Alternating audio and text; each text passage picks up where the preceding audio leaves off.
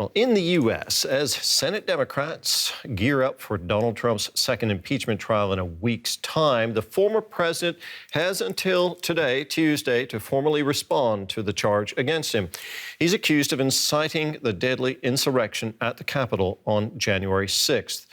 Meanwhile, the investigation into the riot itself continues. Scores of people have already been arrested in what's amounting to a probe of unparalleled scope. DW correspondent Stefan Simons reports from Washington.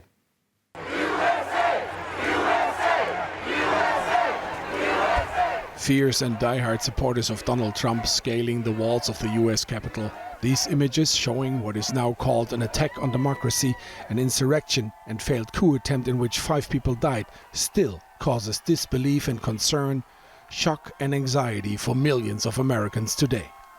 However, just hours after the storming of Capitol Hill on January 6th, federal authorities started multiple investigations in how exactly this happened and who is responsible for it all. Almost 4 weeks after the attack on Capitol Hill, this fence and the barbed wire are pretty much the only visual signs and reminders of what had happened on January 6th here.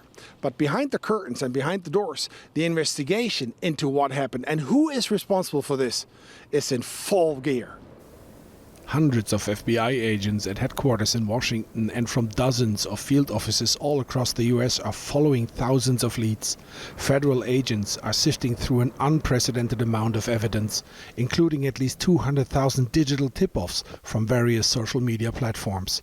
We want Trump! At least 300 people are under active investigation and at least 150 have been arrested so far. Officials say this was just the first phase of what they say is an investigation of unprecedented scope. The investigation will shift a little bit from low-hanging fruit of people, let's say, who filmed themselves attacking and getting into the Capitol, committing one crime or another. It will shift now into a more complex and complicated way. Why is that? Because now the FBI will look into conspiracy, in organization, in organized crime. How much was organized of this attack? What was the level of sophistication in preparing for the attack, and who was involved?